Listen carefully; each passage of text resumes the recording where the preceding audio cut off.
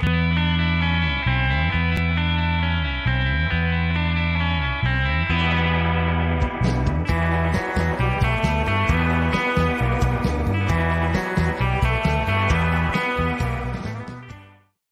Israeli-Hamas war in the Middle East is almost just burning the whole region up right now. And the way the United States is conducting its affairs, the way we're responding to it, reacting to it, is not just undermining American leadership. It's not just undermining American capacity to do foreign policy in the region. It's also having global ramifications that extend way beyond just this war here. And we have nobody better to unpack this today than friend of the show, Ambassador Chaz Freeman, who you all know and well. It's got the most incredible amount of knowledge and experience of any living American diplomat today. And we're always so thrilled to have you on. Welcome back to the show, Ambassador. Well, glad to be with you, Danny. And like a lot of these times, I wish we could just reminisce and talk about some things that here's the good things that are happening in foreign policy. We just haven't found many of them yet, but we're going to unpack some of this here. I want to start off by showing a clip by Marwan Bishara on Al Jazeera Network. Now, for some of our viewers who may not know, he's a very passionate man. He's definitely pro-Palestinian, so his lens is going to be clouded with that. But he, as always, makes some very poignant observations. And I want to get your comments on the backside of this, Ambassador, about how widespread these views are. One cannot be that hopeful, as if America has been the humanitarian in chief. Not just deceiving, it's mind-boggling. It's insulting to our intelligence. I mean, the United States has been a participant in the war cabinet meeting in the Israeli government. It's American arms, American money, and American diplomacy that allowed this plausible genocide to go forward the past 4 months. Now, the context in the moment is that the Secretary of State is in the midst of a regional diplomatic tour, and he's talking with different people trying to, well, I don't even know for sure what he's actually trying to do. Allegedly, it's to try to bring the war to an end, but it doesn't. I don't see any actual evidence of it. So I'm genuinely not really clear what he's trying to accomplish. Maybe you have some insight there. But the bigger question I have right now is that's somebody who's on the ground, has a lot at stake in this, has a dog in the hunt, as they say. But what about other people in the region or even the U.S.? Do they see the U.S. actions in a similar way that he does? Well, I think in both the Arab and Islamic worlds, we've lost our moral authority entirely by our totally unconditional support for Israel, our veto of ceasefire attempts in the Security Council, our provision of weapons on an expedited basis to Israel to kill Palestinians, vast majority of whom have been women and children. Israel, after 4 months, has not succeeded in any of its war objectives. It has not released the hostages. I think there's been only one that was released by military means. The others that have gotten out have been through an agreement with Hamas. Another agreement is in the process of being negotiated. Hamas has just published its terms, which would provide a very solid basis for peace between Palestine, their part of Palestine, and Israel, but there's no indication that Israel is interested in peace. It seems to be interested in the depopulation of Gaza and its annexation for additional settlements. So I'm not very confident that the Hamas proposal, which Qatar, which helped negotiate it, characterized as largely positive, is going to receive any kind of reception in Israel other than a rebuff. Secretary Blinken is doing his version of shuttle diplomacy so far without any achievement whatsoever, as far as I can see. Do you even know, just categorically, what is he, as far as you know, trying to actually accomplish? What is his objective in this particular trip? Well, it's not clear, but I mean, it does seem that he is trying to advance the Israeli agenda on hostage release. And that's about it. The U.S. position is that Hamas cannot play any role in the future, which is, of course, totally unrealistic. Not only did they win the last elections that were held in Palestine, but they have been the de facto authority, despised by some, but supported by many in the Gaza Strip.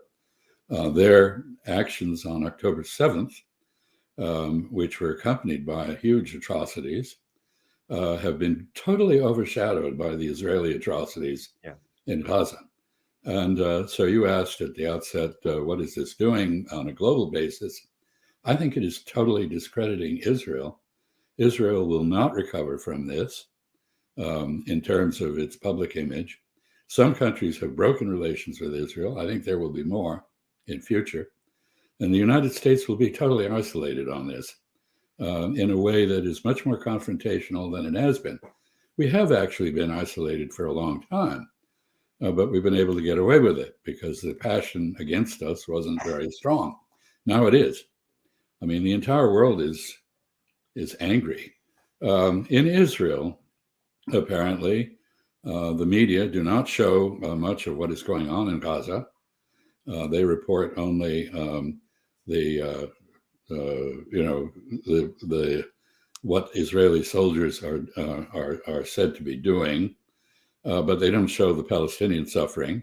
Yeah, and the rest of the world sees that and is convinced that Israel has the cruelest, least law-abiding armed force on the planet.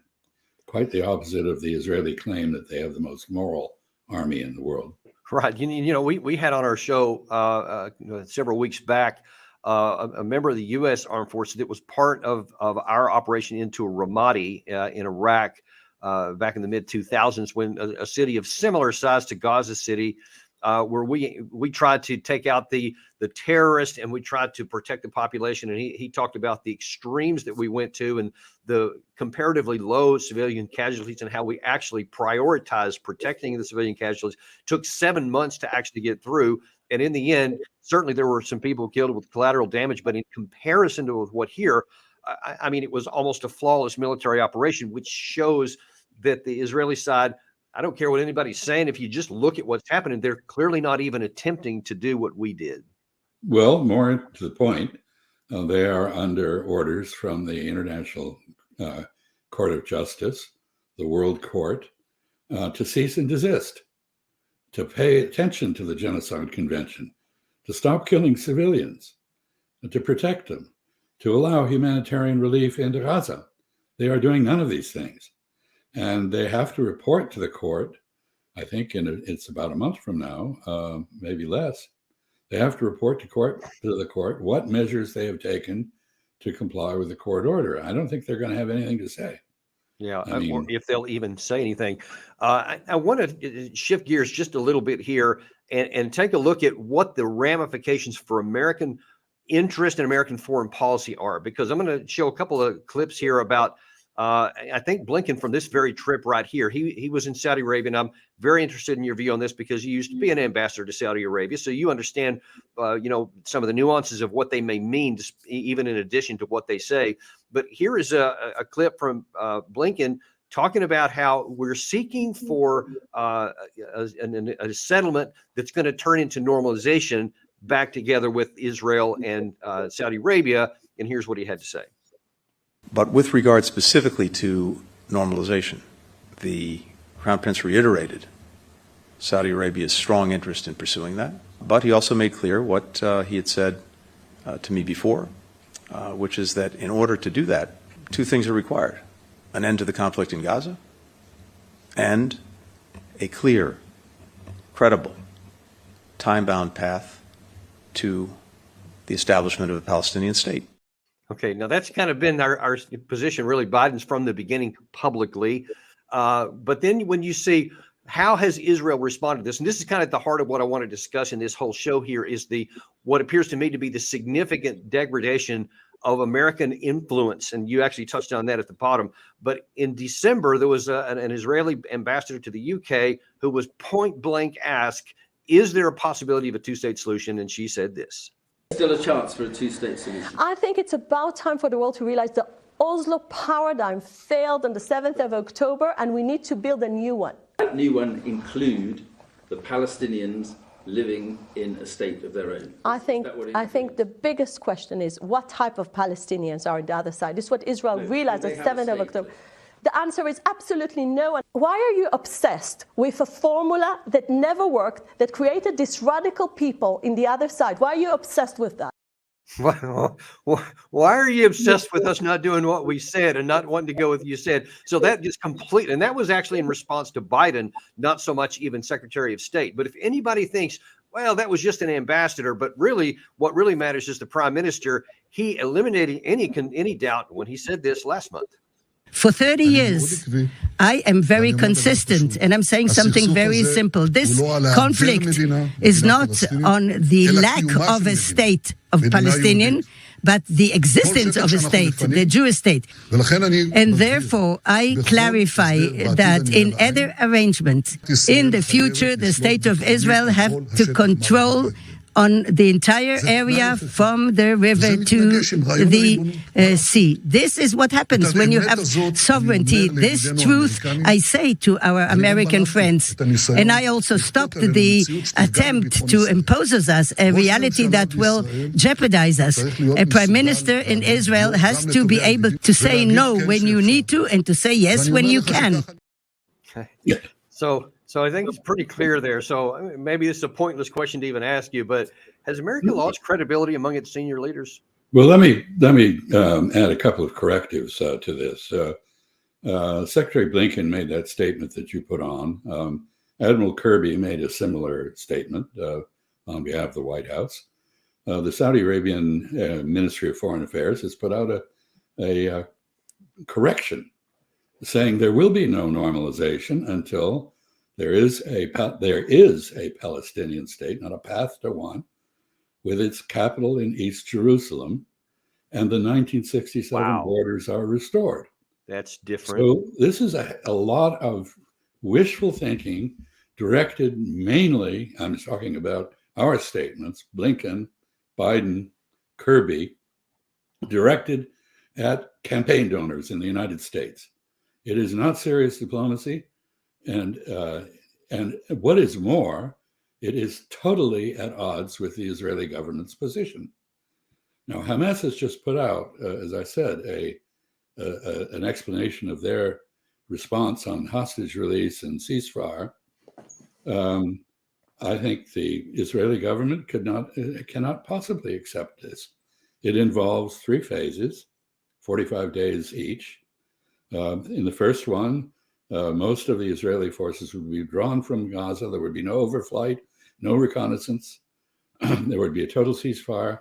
There would be an increase in aid to Palestinian civilians. UNRWA would be restored. Now, we have followed Israeli dictates and suspended all of our humanitarian assistance to the Palestinians, which goes through UNRWA. And so we are not just complicit in the murder of Palestinians, now we are complicit in their starvation and other aspects of their misery. Whatever this is, it is not a viable path to American influence in the post-Gaza period. This will be remembered. Israel has made thousands, maybe tens of thousands of new enemies, and we have ensured that they are our enemies also. Now, so I'm afraid that is kind of reinforced in the current. There's a couple of competing bills on the Hill. One in the House for $17 billion for Israel, and one for 14 point something in the Senate. And it's unclear whether either of those are going to be passed. There's various threats of veto from Biden for either of them if they don't have anything. But one of the interesting things to me is that there are absolutely no strings attached to the money at all, no offsets, no money for other stuff. It's just like you can use it however you want. All these things we've been saying for the past 4 months about how we want to make sure they're more, driven by intelligence operations, how they take care of the people, whatever. All these claims, none of which have happened in Netanyahu unambiguously says, I'm just going to tell you no, but give me your $14 billion after the money we've already sent. So how much that doesn't get much coverage here in the U.S. in terms of the consequences of those. But what does that do, Mr. Ambassador, around the region when other people are seeing that, they see what's happening on the ground? What is that doing to our prestige and our future ability to influence people? Well, it demonstrates that we have leverage and refuse to use it.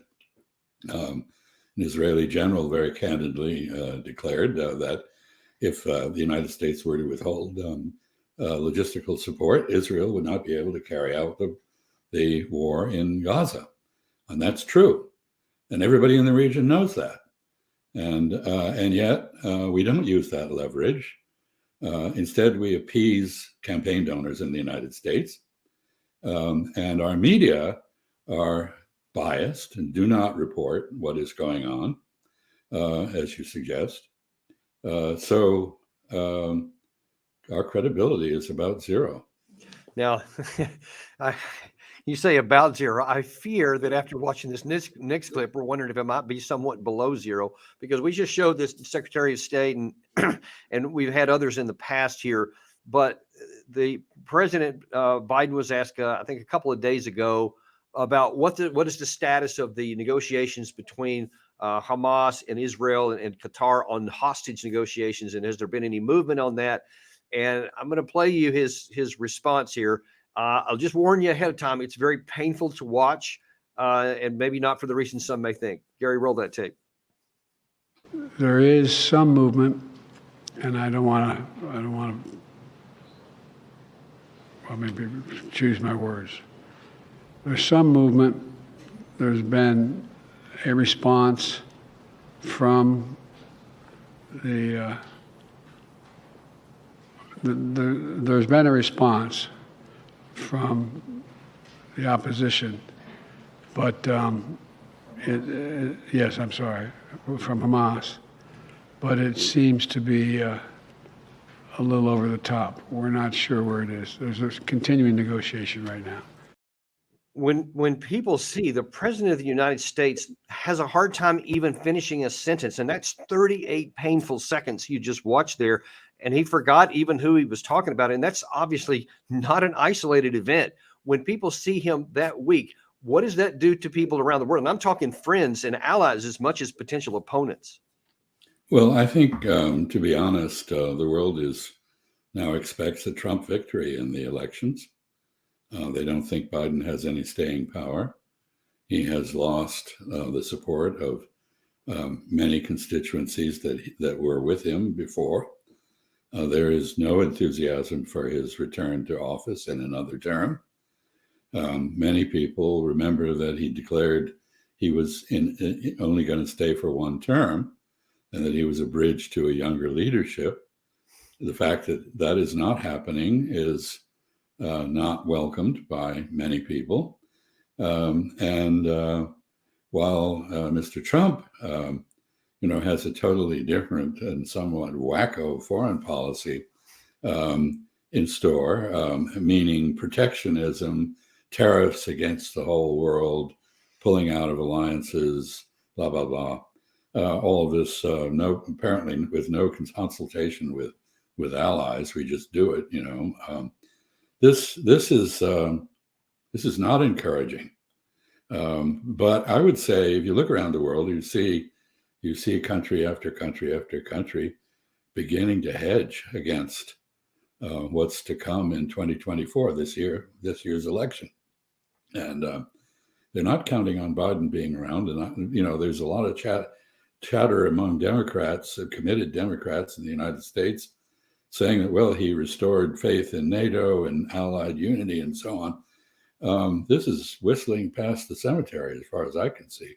Okay. And speaking of NATO and whistling past the cemetery, the issues that we're talking about here are primarily were centered on the Middle East and on the Israeli-Hamas war, but unfortunately it extends around the globe. There are ramifications, one of which is on NATO. So here is another clip of our Secretary of State who's saying something that if you know almost nothing about foreign policy, you got to look at this and go, wait, what did you just say about this war between Russia and Ukraine?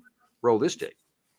I think the process that we've seen in actually record time, first with Finland and now with Sweden, demonstrates that NATO's door is open, remains open, including to Ukraine, which will become a member of NATO. Mr. Ambassador, Ukraine will never be a member of NATO under any circumstances at any time. And yet here is the Secretary of State saying point blank, it will happen. What do people think when they hear that kind of statement? Well, it depends on who they are. I mean, anybody who remembers how this war started will remember that the Russians demanded a negotiation on the issue of neutralizing Ukraine and establishing some security architecture in Europe that was non-threatening to them as well as others, and that we stiff-armed them. And Secretary Blinken told them, hell no, we're not going to talk about any of those things. And that led directly to the use of force by the Russians. Then the question now is how much of Ukraine is going to be left, not whether it's going to be part of NATO. It may well be part of the EU, but it's not going to be part of NATO because the Russians will not permit that any more than we would permit Mexico to join the Warsaw Pact. Yeah, and you know, and speaking of Mexico, there's also a movement. You kind of just alluded to this, I guess, is that because of all these things that are happening on the global stage, there, the global South itself seems to be hedging away. And I don't know if they're looking more to Russia in some cases or to China. How would you characterize how all of this is impacting our relations in the global South?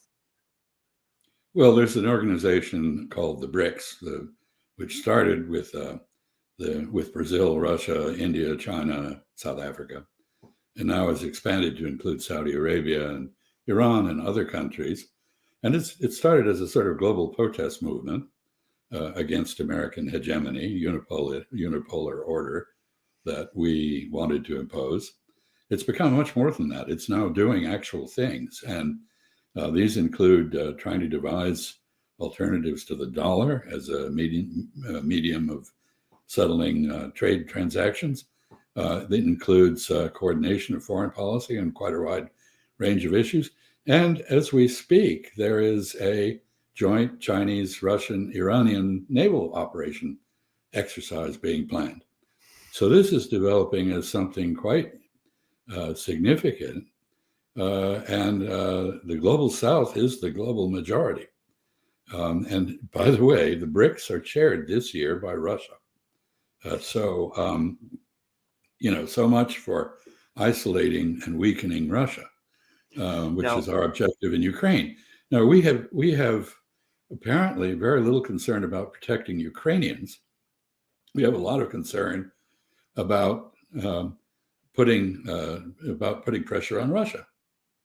I see someone's put up the notice that, as I predicted, minutes ago, I hear it. Rejected just threw that up. This proposal. Lord have mercy. He's committed to continuing war, depopulating Gaza, and annexing it, and he's not going to flinch. So if Israel wants its hostages back, time's running out. You have to wonder how many of them have been killed by the Israeli bombardment of Gaza, or starved to death along with their captors. This is inept, to put it mildly. Israel has not achieved a single one of its objectives unless you count the immiseration of Palestinians as an objective. But I think, as we talked about the very first time I had you on the show on this topic, militarily, they are attempting to accomplish a political outcome, bring peace to Israel with military means that is almost literally and physically impossible to accomplish because of all the things that you see on the screen here and have daily for over 100 days now. It's adding more hatred to Israel by the day. And if they don't fully depopulate probably both the Gaza Strip and the West Bank, there's never going to be any potential for peace. It's going to get worse and worse and worse if things don't devolve into a regional war. That's the next thing I wanted to talk to you about real quick. All of these things that we're doing in the Red Sea with the Houthis, in Syria and in Iraq, trying to fend off these Iran-backed groups, calls daily against President Biden to expand this, strikes into Iran proper. Do you see any prospect that we can avoid calamity there? Because just a couple of things recently, there was some news out that one of these shots in the Red Sea was only almost hit an American warship. Our last line of defense was able to stop that. And if that had happened, then again, the cries to go after Iran are going to be through the roof. And I think it's just a matter of time until more Americans are killed or a ship is hit or something. And then what happens if Biden sends military force into Iran or strikes direct Iran targets? Well, let me make three comments. we seem to have abandoned any means of communication other than bombing. That is how we send signals. This is a replay of what we did with North Vietnam. You know, we're going to send you a signal by bombing you. Well, I've never seen any instance where a bomb produced an agreement. What it does is produce an enemy and fortify the ferocity of the fervor of the enemy against you. So that's the first point. Second, you used the phrase, which is common in the press, Iran-backed groups. They have agency. They are just as independent of Iran as Israel is of the United States. We give aid to Israel. Israel does not follow our dictates. That is such a good point. It does whatever the hell it wants. And the same is true of Hezbollah and Hamas and other groups. And the idea in Iraq, for example, the idea that some genius in Tehran is pulling all the strings is a very convenient delusion. So the third point I want to make is that our intelligence has not indicated that there is any connection between the attack on our base at Tower 22 and the Iranians. There is no connection except in our minds and Israel's mind.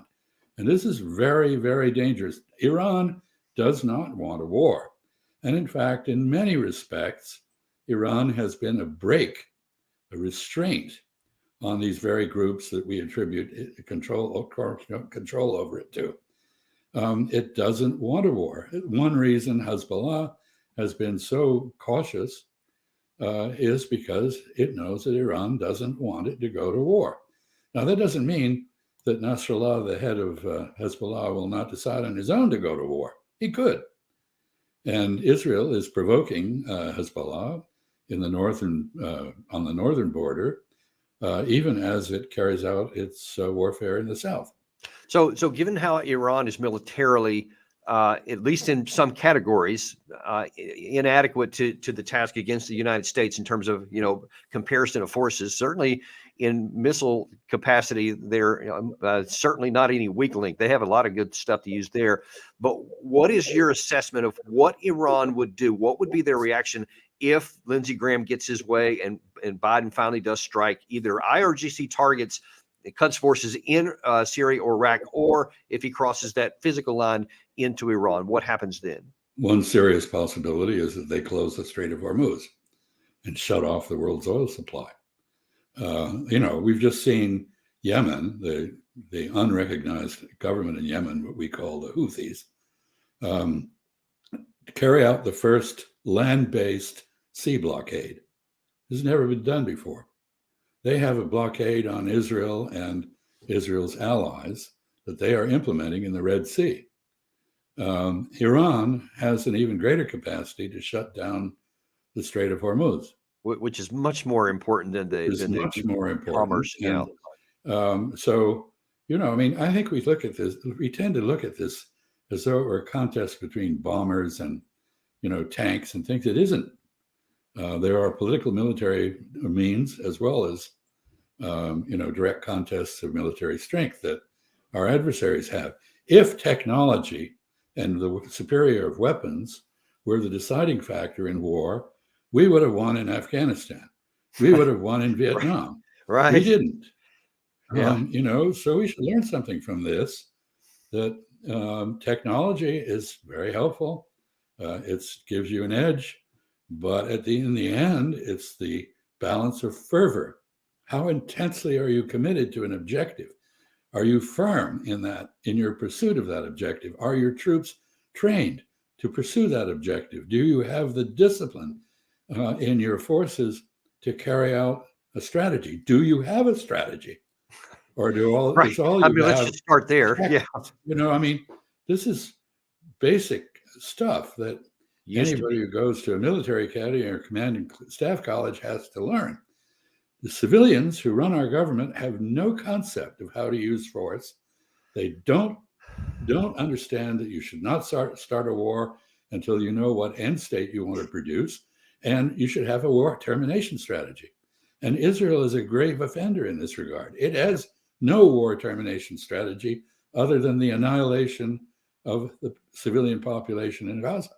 Yeah, and I just don't think that that's going to fly. And in terms of the Iranian side here, Jack Keane, Lindsey Graham, General Hodges, ad infinitum, all that crew, the war firsters, I call them, they're all emphatic in saying that if Biden, the reason why these groups have been attacking us so far is because we haven't been strong enough on Iran up to this point. But if we do this and we hit them hard, we hit their oil infrastructure, we take out their RGC leadership, then they'll get the message and back down. I mean, this is about as softball a question as I get for you, but what say you? This again is the McCain approach: bomb, bomb, bomb, bomb Iran. And it's the substitution of the use of force for communication.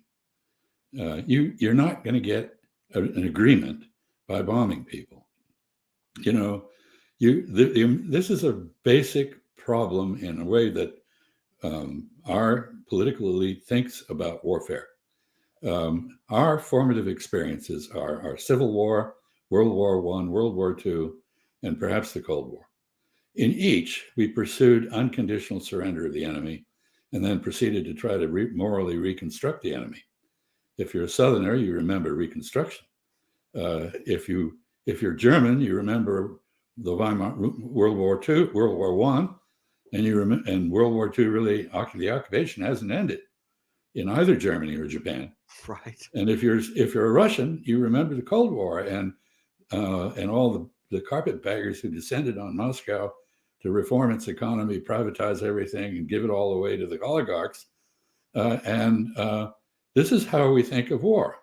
We win, you lose. But that is not how war is usually conducted.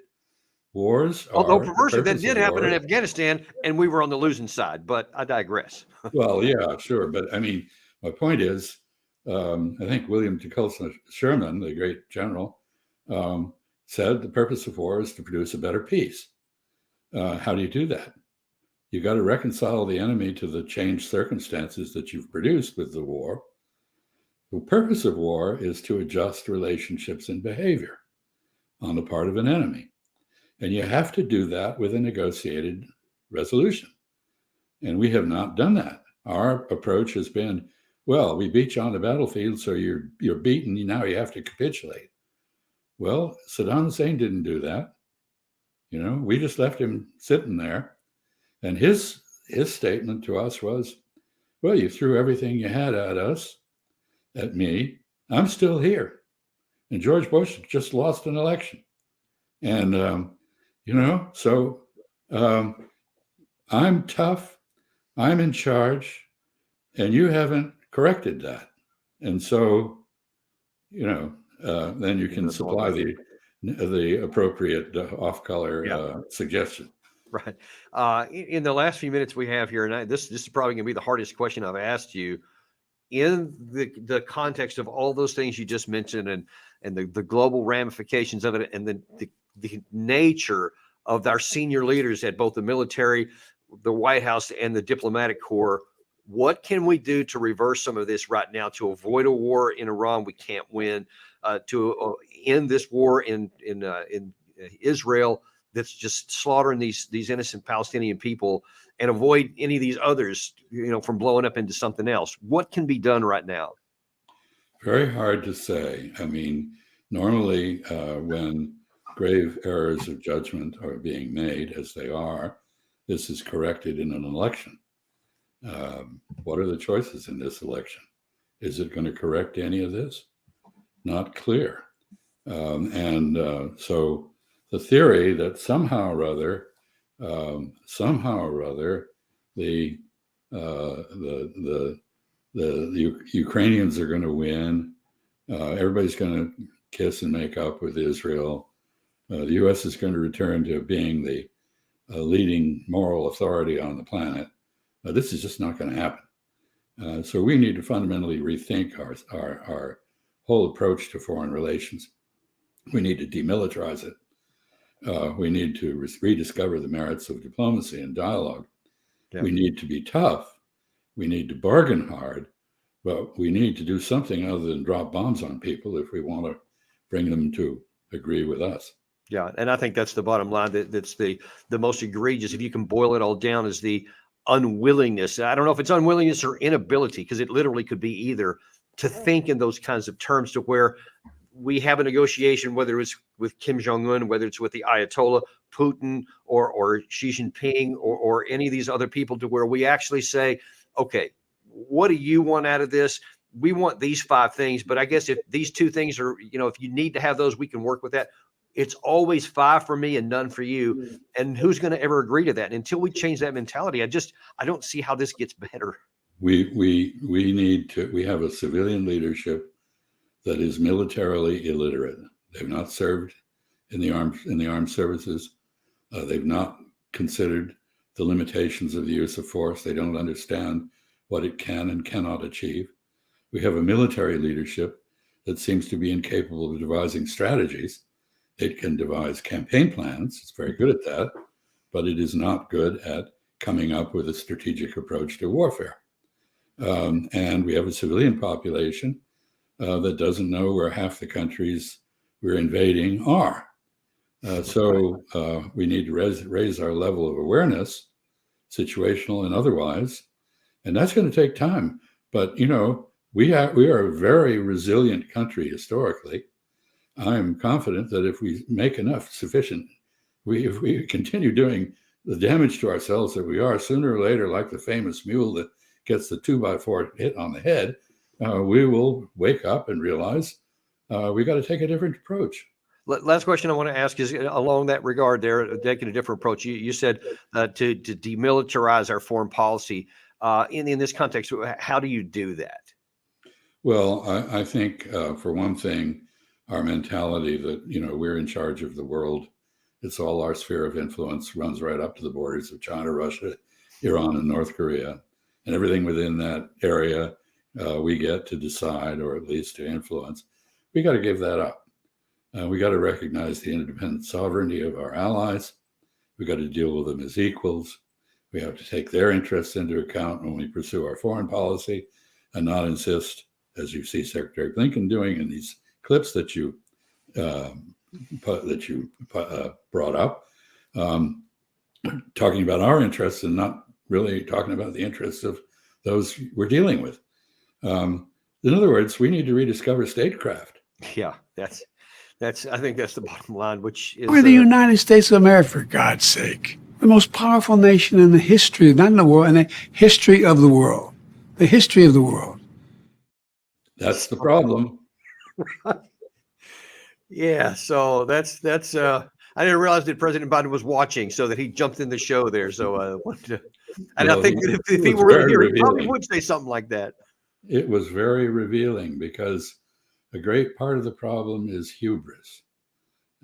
After the end of the Cold War, we concluded that we were not only omniscient, but omnipotent and invulnerable. And what we should have learned from 9/11 is, if you bomb people, they'll bomb you back. Even if they don't have an aircraft to do it, they'll find a way. And we are just creating the basis for terrorist attacks on our homeland, as well as on our presence abroad, whether it's military or otherwise. That's what Tower 22 was. Yeah, and that is a very potent reminder of the future that we now face. We have made enemies everywhere.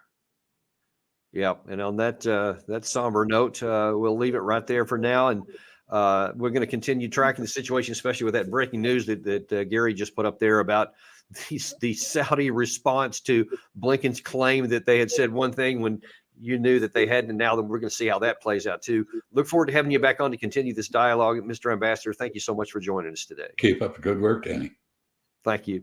And we appreciate you guys for watching too. We value you guys watching us every day. And we're going to continue to giving you this kind of insider information and knowledge that you just don't get anywhere else. Be sure to spread this to your friends and family. Let them know so they can benefit from the same thing you are. Like and subscribe. And you're going to want to tune in tomorrow. We have Jason Beardsley, another one of our popular guests that we have on here. And he's got some really good things to say. You're not going to want to miss that. And we will see you tomorrow on Daniel Davis Deep Dive.